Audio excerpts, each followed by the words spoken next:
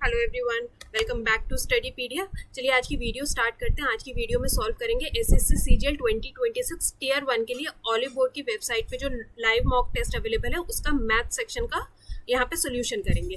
ठीक है, तो ये कल शाम 7 बजे तक, मतलब 28 जून शाम 7 बजे तक ऑलिव बोर्ड की वेबसाइट के ऊपर आपको लाइव मॉक टेस्ट मिल जाएगा। आप इसे अटेम्प्ट जरूर करो। इसके अंदर उन्होंने सेक्शनल टाइमिंग को भी इंट्रोड्यूस कर दिया है, तो आपके लिए थोड़ा ईजी रहेगा सेक्शनल टाइमिंग को, टाइमर को हैंडल करना। ठीक है, चलिए देखिए वो क्या कहता है। एक कॉर्ड है, एक जीवा है, एक वृत्त के अंदर एक जीवा है ए बी, जो क्या कहते हैं, जिसका रेडियस, जो त्रिज्या है इस सर्कल की, वो कितनी दे रखी है 13 सेंटीमीटर। अब वो क्या कहता है, जो कॉर्ड के अंदर और सेंटर से बीच में ये जो डिस्टेंस है वो कितना है 5 सेंटीमीटर का है। अब वो कह रहा है इफ टेंजेंट्स ड्रॉ, ठीक है, यदि बिंदु ए और बी पर स्पर्श रेखा खींची जाए। अब देखिए ये दोनों अगर मैं स्पर्श रेखा खींचूंगी, ये कहीं जाके मिलेंगी तो प्रतिच्छेद तो करेंगी, तो उस पॉइंट को उन्होंने नाम दिया है पी। ठीक है, तो और हमसे क्या पूछा जाए तो ए पी की लंबाई क्या है, तो ए से लेके पी की लंबाई क्या है। अब देखिए इस ट्राइंगल की बात करें तो ये 13 है, ये 5 है, तो ये कितना रह जाएगा 12। ठीक है, तो देखिए आपको एपी के लिए डायरेक्ट फॉर्मूला लगा दो, एपी ए बी का आधा, ठीक है, इनटू में ए बी का आधा इनटू में रेडियस अपॉन में डिस्टेंस। डिस्टेंस कौन सा, ये वाला डिस्टेंस, ये जो 5 सेंटीमीटर वाला डिस्टेंस है यही लगाएंगे। एपी का आधा, सॉरी ए बी का आधा, तो ये जो 12 निकाला ये ए बी का आधा ही था। अगर पूरा कॉर्ड को कर देंगे तो ये 24 रहेगी। ठीक है ना, तो 12 इनटू में 13 डिवाइडेड बाय 5, तो आंसर आपका कितना आ जाएगा 31.2 सेंटीमीटर। ठीक है, आप ये फॉर्मूला डायरेक्ट आप इसको याद कर सकते हो, क्योंकि ऐसे क्वेश्चन सीजीएल के अंदर, मतलब 2026 नहीं, पहले पिछले सालों में पूछे गए हैं। अब देखिए वो क्या कहता है, अंकिता ने परचेज करा है एक टेलीविजन और एक कैमरा, मतलब एक टीवी परचेज करा है और एक ये कैमरा परचेज करा है। उसके बाद उन्हें बेच दिया उसने। जो टीवी बेचा वो 10% के लॉस पे बेचा, तो टीवी कितने का बेचा उसने 12,000 का 90%, 10% के लॉस पे मतलब 10,800 का बेचा। और वो क्या कहता है, जो कैमरा है वो 12% के प्रॉफिट पे बेचा। तो देखिए 8,000 का 12% का प्रॉफिट कितना आ जाएगा 960 रुपए, तो कैमरा बेचा उसने 8,960 रुपए का, तो टोटल सामान उसने बेच दिया 19,760 रुपए का, जो कि सामान कितने का था। अगर मैं इन दोनों का कंबाइन कॉस्ट प्राइस करूं तो ये कितना हो जाएगा 20,000, तो उसने 20,000 की चीज कितने में बेच दी 19,760 की। तो हमें बताना है उसका प्रॉफिट हुआ या लॉस हुआ। अब इतना तो पता है ना, लॉस हुआ तो कितने का हुआ 240 रुपीज का। इसको आपस में माइनस करेंगे तो 240 रुपए का उसे लॉस हुआ। अब देखिए अगर मैं इसको हटा के, तो मैं यहाँ पे क्या लिख सकती हूँ 10 कितना 42, और इसको हटाऊं तो यहाँ पे मैं लिख सकती हूँ 1068 डिग्री। ठीक है, तो अब हमसे क्या पूछा जा रहा है, find the value of A B. तो देखिए ए में क्या है 2, 1042 degree multiply by 1068 degree upon में बी में क्या है 5, 1068 डिग्री इनटू में 1042 डिग्री, ऐसा ही दे रखा है, तो ये आपस में कैंसिल हो गए। आंसर कितना आ जाएगा 2/5। अब देखिए हमें क्या बताना है, एक्स इंटरसेप्ट बताना है, एक्स अंश खंड बताना है। तो मतलब देखिए जब भी एक्स की वैल्यू बतानी हो तो वाई को हमें 0 करना पड़ता है। वाई को 0 करूंगी ये पूरा वैल्यू 0 हो जाएगा, तो एक्स की वैल्यू कितनी आ जाएगा 4 से कैंसिल करेंगे तो 4 4 जा 16, 4 में एक ही है 4.5। आगे चलते हैं। देखिए ये एक बहुत बेसिक आइडेंटिटी है, tan square theta minus sine square theta. इसका आंसर ये रहेगा साइन स्क्वायर थीटा इनटू में tan स्क्वायर थीटा। आप इसको आइडेंटिटी मान लो और इसको आइडेंटिटी की तरह ही रखो। अगर आप इसे सॉल्व करने बैठोगे वहां पे आपका टाइम वेस्ट होगा, 15 मिनट में क्या क्या करोगे, तो इसको पूरा आइडेंटिटी को याद रखो। अब देखिए वो क्या कहता है, एक ट्रेन है जो ए सिटी से निकलती है कहाँ जाने के लिए, बी सिटी के लिए, और उसकी स्पीड क्या है।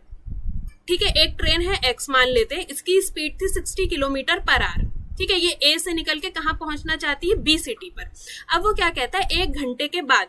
अब देखिए अगर इसकी स्पीड है 60 किलोमीटर प्रति घंटा, तो ये 1 घंटे में कितना डिस्टेंस ट्रेवल कर चुकी है 60 किलोमीटर। ठीक है, समझ में आया कि 1 घंटे में कितना ट्रेवल हो गया 60 किलोमीटर। अब वो क्या कहती है 1 घंटे के बाद एक और ट्रेन निकलती है, मान लेते हैं वाई ट्रेन निकलती है, वो भी सिटी बी पर ही पहुंचेगी, मतलब इसी डायरेक्शन में दोनों ट्रैवल कर रहा है, और उसकी स्पीड कितनी है 80 किलोमीटर पर आवर। ठीक है, और सेम रूट पे। तो हमसे पूछा जा रहा है आफ्टर हाउ मेनी आवर्स, कितने घंटे के बाद from the departure of second train will catch the first train. तो फर्स्ट ट्रेन सेकंड ट्रेन को कैसे कैच करेगी, तो बिल्कुल उसी तरीके से है जैसे चोर और पुलिस वाले होते। ठीक है, तो देखिए उनके बीच का डिस्टेंस कितना है 62 किलोमीटर। इनकी रिलेटिव स्पीड क्या होगी, दोनों एक ही डायरेक्शन में जा रहे हैं तो स्पीड क्या हो जाएगी, माइनस हो जाएगी। तो कितना आ जाएगा, 20 का स्पीड रहेगा। तो कितने घंटे के बाद उसे पकड़ लिया जाएगा, मतलब ओवरटेक हो जाएगी दूसरी ट्रेन 3 घंटे के बाद। अब देखिए वो क्या कहता है, ए और बी एक साथ, ए और बी मिलके एक काम को 12 दिन में कंप्लीट कर लेते हैं। वह एक साथ कार्य करना शुरू करते हैं, दोनों ने एक साथ कार्य करना शुरू कर दिया और 9 दिन के बाद बी ने कार्य छोड़ दिया। तो मतलब देखिए ए और बी ने मिलके एक साथ कितने दिन काम करा, 9 दिन। 9 दिन के बाद बी ने काम छोड़ दिया और शेष कार्य ए अकेला 4 दिन में करता है। जो बचा हुआ कार्य था ए ने अकेले 4 दिन में कंप्लीट करा। अब देखिए दोनों इक्वल हो गए, दोनों का वर्क इक्वल हो गया। तो अब बस हमें क्या बताना है, कार्य समाप्त करने के लिए ए द्वारा लिया गया समय ज्ञात कीजिए। अब देखिए पहले यहां से एफिशिएंसी कैलकुलेट कर लेते हैं। 12A प्लस में 12B इज इक्वल्स टू में, देखिए ये 9A हो जाएगा, इसको मल्टीप्लाई करेंगे 9 प्लस 4 13A प्लस में 9B। समझ में आ गया। अब ए इधर भेज देते हैं, A इज इक्वल्स टू में 3B। ठीक है, तो A/B का एफिशिएंसी कितना आ जाएगा, 3:1। अब वो हमसे क्या पूछ रहा है, ए अकेला काम को कितने टाइम में कंप्लीट कर लेता है। अब देखिए ए और बी की एफिशिएंसी मैं ये फर्स्ट वाली इक्वेशन में रख देती हूँ 4। ठीक है, यहाँ पे आ जाएगा 4, 12 4 48, टोटल वर्क था 48 यूनिट। ए की एफिशिएंसी कितनी है, 3 यूनिट। तो 3 1 3, 3 6 18, 16 दिन के अंदर ए काम को अकेला कंप्लीट कर सकता है।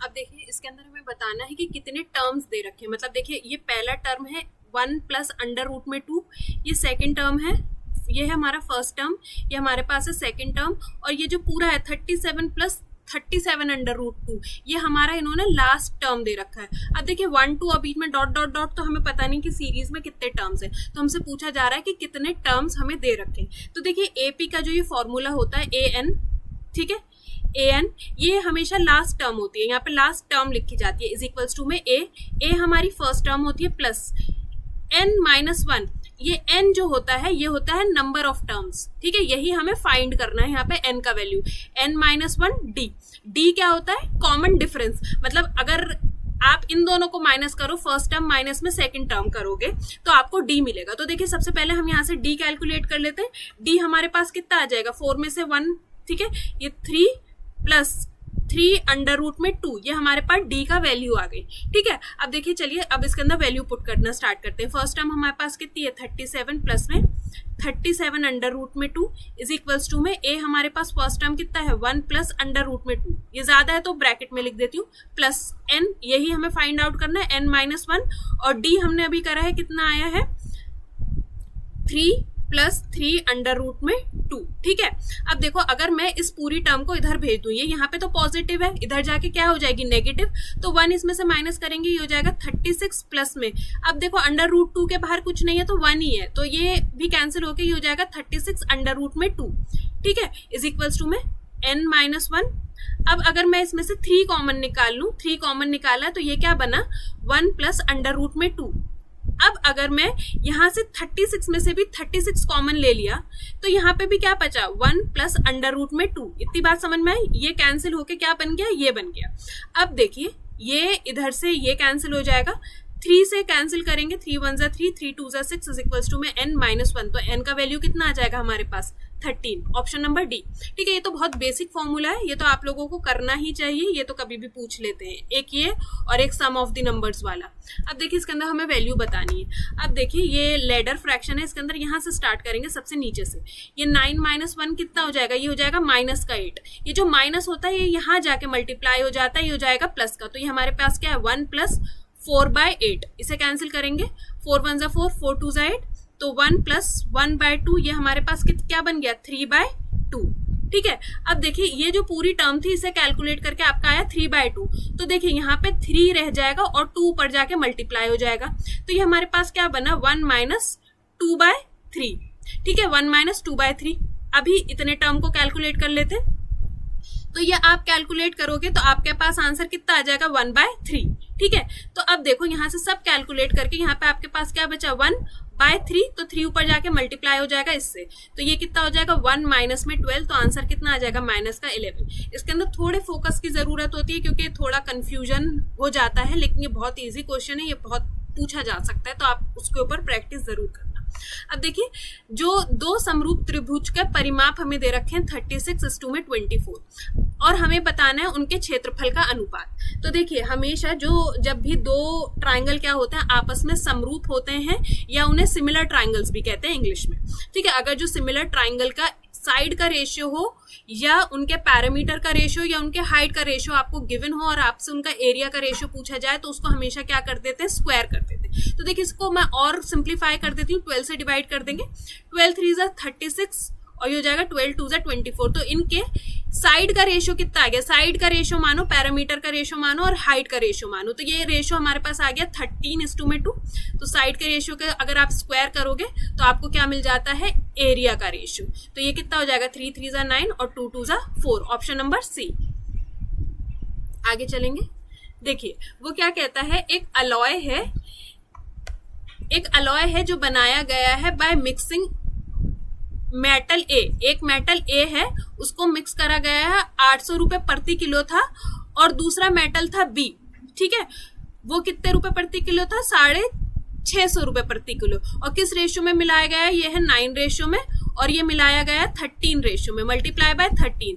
तो हमसे पूछा गया है what is the cost of 44 kg, तो डिवाइडेड बाय क्या करेंगे, इन दोनों को अगर आप प्लस कर दो तो ये कितना हो जाएगा 22। ये जो निकल के आएगा यहाँ पे आएगा हमारे पास कॉस्ट प्राइस निकल के आएगी, यहाँ पे जो वैल्यू आ जाएगा कॉस्ट प्राइस निकल के आएगी 1 किलो की, और हमसे पूछा गया है 44 किलो का, ठीक है ना। तो हम क्या कर देंगे, इसको मल्टीप्लाई कर देंगे 44 से, ठीक है ना। तो देखिए यहाँ पे हमारे पास जो कॉस्ट प्राइस है वो निकाल लेते हैं, आप इसे कैंसिल कर दो, 22 से 2 1 = 2, 2 2 = 4, आप इसे कैलकुलेट कर दोगे, ये हो जाएगा 7200 प्लस में 8450, ठीक है, 8450, सॉरी हाँ, ये जो निकल के आती, ये मैंने कॉस्ट प्राइस उधर की साइड लिख दिया इज इक्वल टू के इधर। तो आप ये समझो आपने ये जो निकाला ये पूरा आपका कॉस्ट प्राइस निकल के आता और 1 किलो का आता, आप इसको मल्टीप्लाई करते 44 से, ये मतलब ये यहीं पे आता, ठीक है ना, मल्टीप्लाई बाय 44। तो ये जो 2 है, ये जो पूरा वैल्यू है, फिर ये आखिर में क्या हो जाएगा 2 से मल्टीप्लाई होगा, इन दोनों को आपस में प्लस करोगे 15650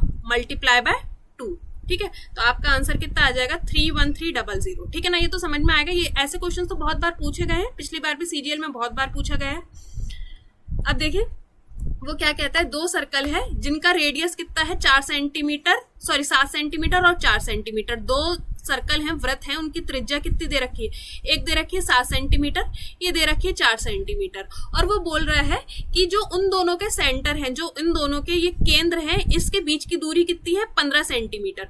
अब देखो अगर आप इन दोनों को प्लस करोगे तो ये तो 11 सेंटीमीटर बन रहा है, डिस्टेंस कितना है 15 सेंटीमीटर, मतलब ये दोनों सर्कल आपस में एक दूसरे से दूर है। तो हमसे पूछा गया है इनमें से क्या सही होगा। देखो टेंजेंट वाला क्वेश्चन है, जब आपके दो सर्कल दूरी पे हो, मतलब दूर हो एक दूसरे से, तो उसके अंदर कितनी टेंजेंट्स बनती हैं, 2 तो डायरेक्ट बनती हैं और 2 कैसी बनती है, ट्रांसवर्स बनती हैं। बस यही हमसे पूछा गया था।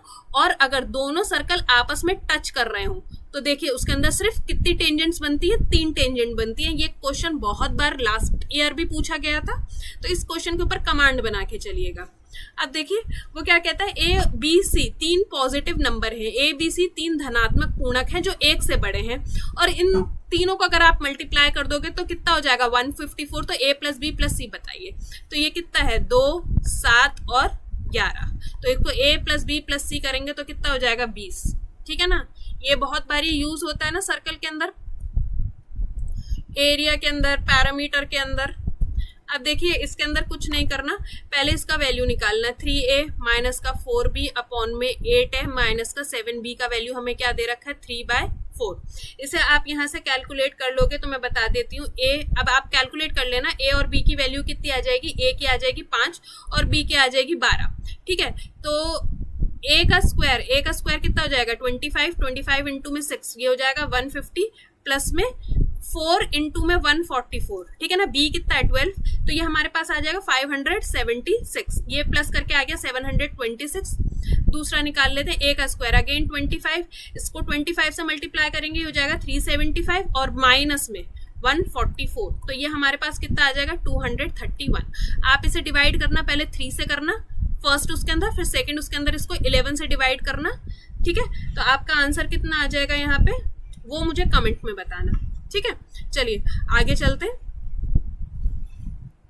अब देखिए वो क्या कह रहा है, if the sum of interior angle, यदि एक बहुभुज के आंतरिक कोणों का योगफल 1800 डिग्री है। बहुत इंपॉर्टेंट क्वेश्चन है, इसे जरूर करके जाना।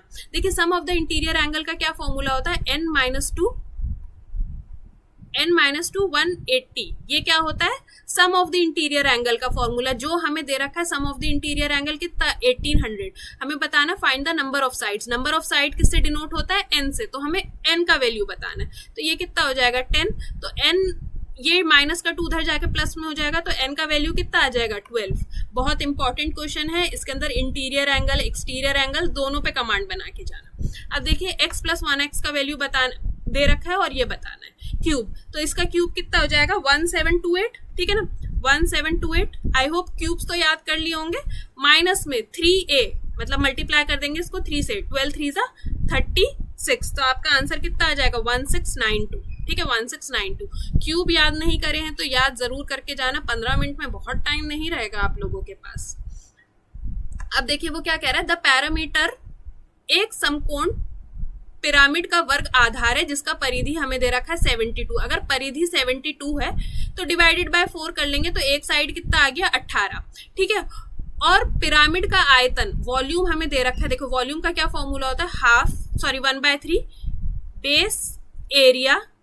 बेस एरिया किसके ऊपर डिपेंड करता है, जो आपको क्या दे रखा हो, फिगर दे रखा हो। स्क्वायर है तो स्क्वायर का बेस एरिया, रेक्टेंगल हो तो रेक्टेंगल का, ट्राइंगल हो तो ट्राइंगल का, इनटू में हाइट ऑफ द पिरामिड। तो बस इसके अंदर हमें भी यही बताना है, पिरामिड की ऊंचाई बतानी है। तो देखिए इसके अंदर वैल्यू पुट कर देते हैं, 540 = में 1/3 बेस एरिया, तो ये हो जाता है 18 × में 18। अगर मैं करके लिखती तो ऐसे ही हो जाता, 3 1 जा 3, 3 6 जा 18, 18 1 जा 18, 3 जा 54, और ये हो जाएगा 6 5 जा 30। तो पिरामिड की जो हाइट है वो कितनी आ गई, 5 सेंटीमीटर। चलिए देखते हैं वो क्या कह रहा है, दो नंबर है ए और बी, किस रेशियो में, 13:17 में 17, और उनका डिफरेंस क्या दे रखा है 48। अगर देखिए मैं यहाँ से डिफरेंस निकालूं तो कितना आ जाएगा 4, माइनस करेंगे तो जो इसका वैल्यू है 1 यूनिट का, अगर मैं इसे 4 से डिवाइड करूं तो कितना आ जाएगा 12।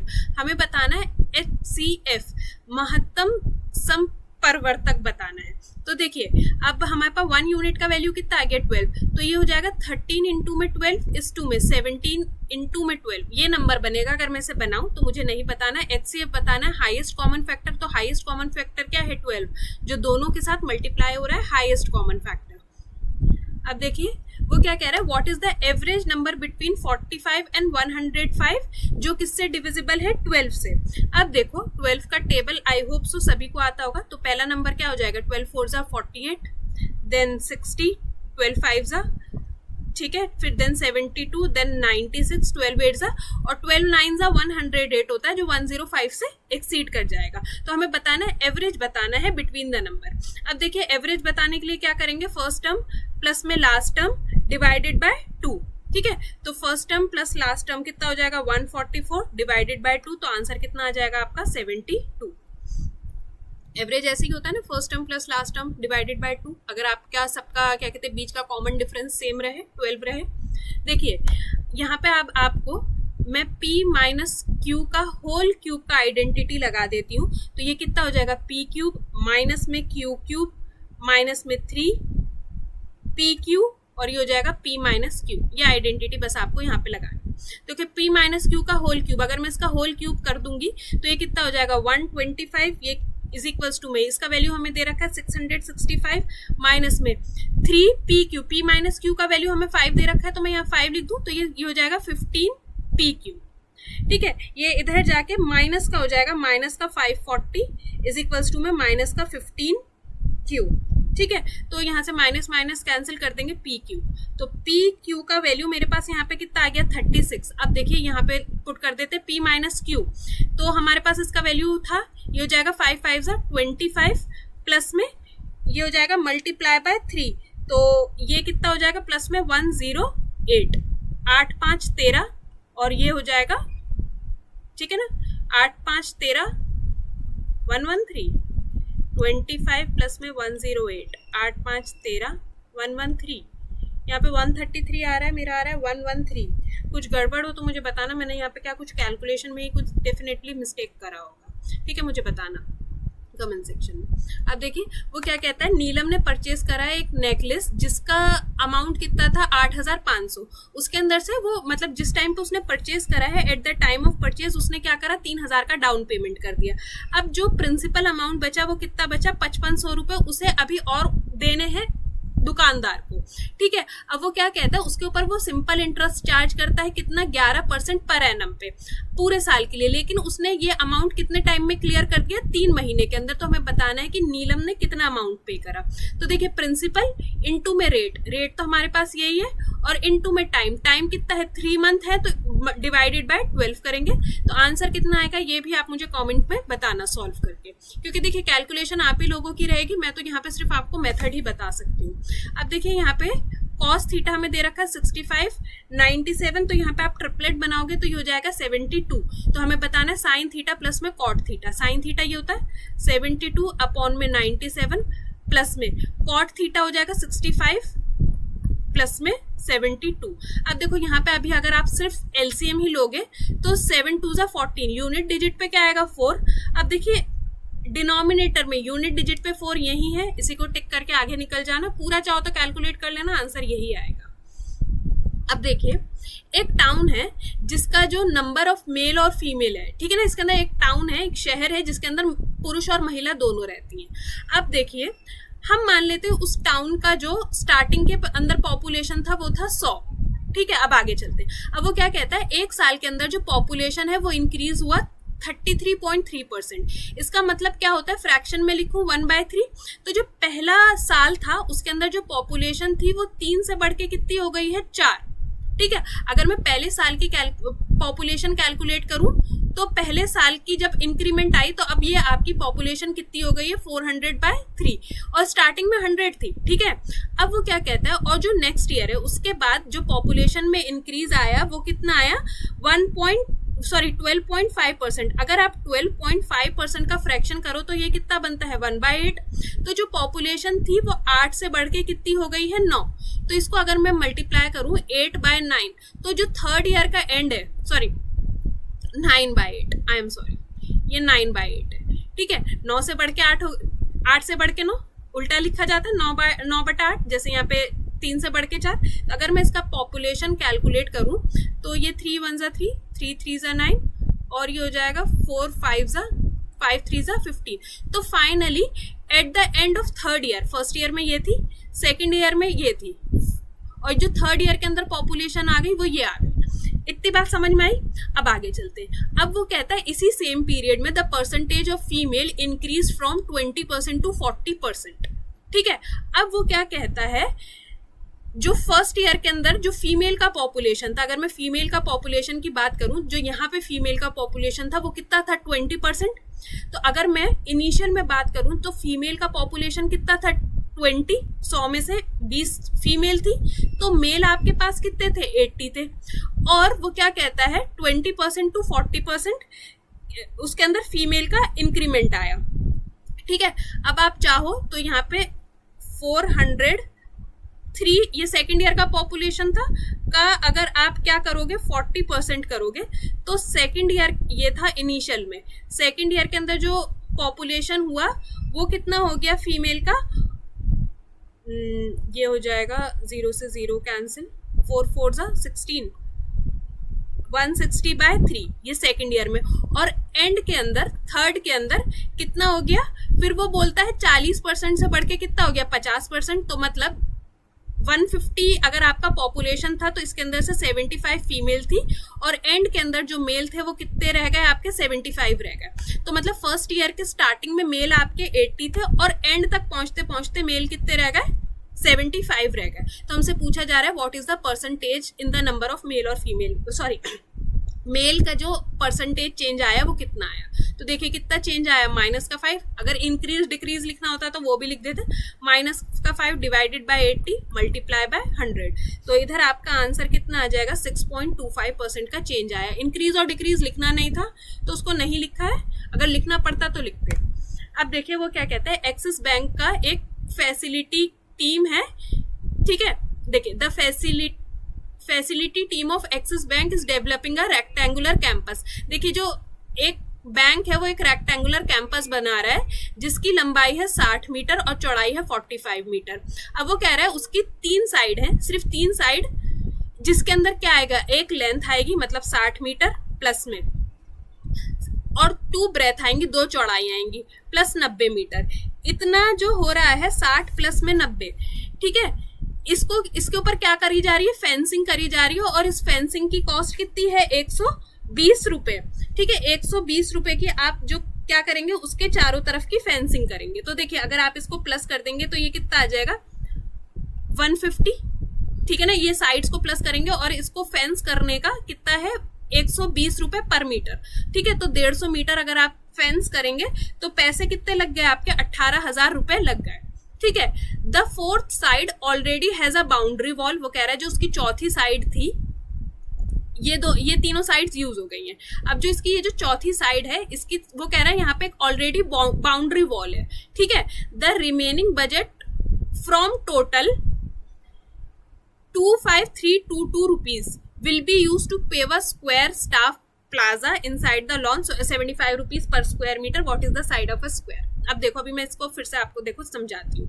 अब इतना आपको समझ में आ गया, जो उसकी 3 साइड है उस साइड में तो उसके अंदर फेंसिंग होगी, और फेंसिंग का पैसे थे 120 रुपए, ठीक है। अब वो कहता है यदि चौथी भुजा पर पहले से ही 4 दीवारी बनी हुई है, कुल 25,322 रुपए के बजट में शेड से राशि का उपयोग। अब देखिए 18,000 रुपए तो आपने क्या कर दिए, उसके ऊपर यूज कर दिए, किसके ऊपर, इसकी फेंसिंग करने में। अब टोटल बजट था आपका 25,322 का, ठीक है। अगर मैं इन दोनों को माइनस कर दूं तो अब आपके पास बजट कितना बच रहा है, 235,200।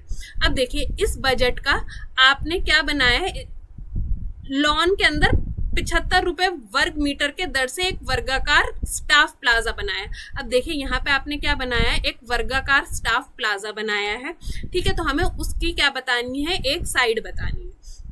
अब देखिए जो आपका ये पैसे बचे हैं, यही पैसे आपने यूज करें। देखिए पैसे हम कैसे निकालते हैं, एरिया इनटू में रेट, एरिया इनटू में रेट, तो हमें क्या मिल जाता है, टोटल अमाउंट। टोटल अमाउंट आपके पास कितना है, 235,000 इनटू में रेट कितना है आपका, रेट है यहाँ पे 75 इनटू में एरिया, ठीक है। अगर आप इसको डिवाइड कर दोगे तो आपका क्या बन गया, ये 3136, 75 से आपने इसको डिवाइड करा 3136। अब देखिए एरिया निकालना है, एरिया निकालेंगे अंडर रूट करेंगे, क्योंकि हमें पता था उसने बनाया वर्गाकार प्लाजा। तो एरिया आपके पास, सॉरी ये आपका एरिया आ गया, ठीक है ना। एरिया निकालेंगे तो अब इसका साइड निकालना है, क्योंकि ये कैसा था, स्क्वायर था, वर्गाकार था, इसको अंडर रूट करेंगे तो आंसर कितना आ जाएगा, 56। अब देखिए मुझे नहीं पता इतने बड़े क्वेश्चंस इस बार भी आएंगे या नहीं आएंगे, क्योंकि सीपीओ में तो उन्होंने बिल्कुल डायरेक्ट क्वेश्चन से पूछ रखे, लेकिन फिर भी लैंग्वेज पता होनी चाहिए, तो कर दिया सॉल्व। अब देखिए Abhishek gives half of his income to his daughter. Abhishek की जितनी भी इनकम थी उसकी आधी वो किसको दे देता है, अपनी डॉटर को दे देता है। शी स्पेंड 2/9 ऑन फूड, 2/9 किसके ऊपर, फूड पे खर्च करती है, और 1/3 अपने एजुकेशन पे खर्च करती है। तो अब मैं इसका एलसीएम लेंगे तो 9 ये हो जाएगा, 2 प्लस ये 3 जा 5/9 उसने खर्च कर दिया। अब वो कहती है खर्च करने के बाद उसके पास कितने बचे, 8,400 रुपए। अब देखिए बचा कितना, 4/9, ठीक है। 5/9 उसने खर्च कर दिया तो बचा कितना उसके पास, 4/9, और 4/9 की वैल्यू हमें कितनी दे रखी है, 8400, ठीक है। तो 4 2 जा 4 1 जा 00, ठीक है। तो यहाँ पे 0 0 9 1 जा 9 2 जा 18, ठीक है। उसकी जो बेटी ने पैसे खर्च करे वो कितने करे, 18,900 रुपए। तो अभिषेक का हमें क्या बताना है, इनकम ऑफ द अभिषेक बताना है। तो अभिषेक की अगर आधी इनकम कितनी का आधा करेंगे तो 18,900, तो इसको 2 से मल्टीप्लाई कर देंगे तो आपके पास आंसर आ जाएगा 37,800 रुपीज। आई होप इस वीडियो के अंदर आपके जितने डाउट्स रहे होंगे क्लियर हो गए होंगे। मॉक टेस्ट आप क्लियरली एवरी वीकेंड देते रहो, आपके लिए काफ़ी हेल्पफुल रहेंगे। सो वीडियो अच्छा लगा हो तो एक सब्सक्राइब जरूर करिएगा, लगता है किसी फ्रेंड और फैमिली के लिए इंपॉर्टेंट है, please do share the video. मिलते हैं नेक्स्ट वीडियो में, थैंक यू सो मच। और इसका आपको जो PDF है मेरे टेलीग्राम चैनल के ऊपर मिल जाएगा, आप वहाँ से जाके इसका PDF ले सकते हैं।